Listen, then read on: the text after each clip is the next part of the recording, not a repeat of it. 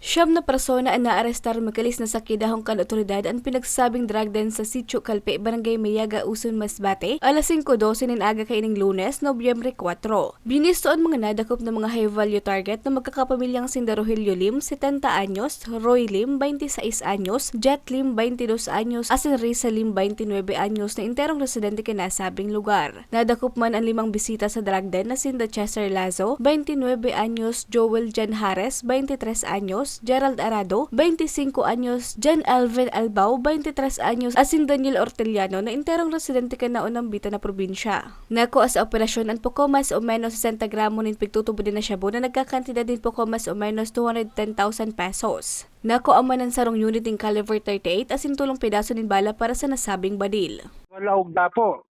Nagkayarao pa sa mga paraphernalia po nila, sa mga foil, sa mga strips ready to use na or may gungani po ganyan na nailing na gamit na at that time.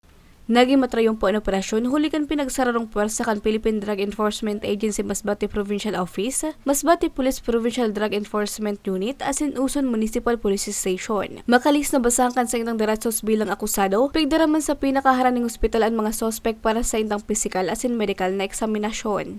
Mas ko na po, makatakot man at makamundo na kung magpasko ka mo sa laog kang prisohan. Kaya kami po, hindi sa PDL, naman po kami off for holidays. Talagang tuloy-tuloy pang pagtrabaho, pagmanman at pagkuha ng informasyon. At yun na nga po yan, at sa muyang bagagibo ng mga operasyon. Kaya po, pakiuron tunungan na po nindo yan. At kung may araman po kamo kung sisay ang mga personalidad sa lugar nindo na nagatinda, nagagaramit, pakipaabot na lang po sa samuyang atensyon at pasalatan po kami kaya at gigibunin tulos po ng aksyon na indo pong mga sumbong samuya.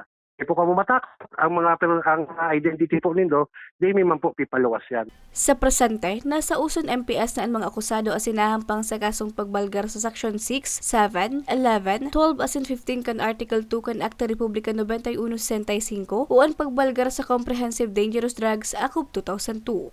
Para sa mga baratang tatak Bicol, Regine Boy.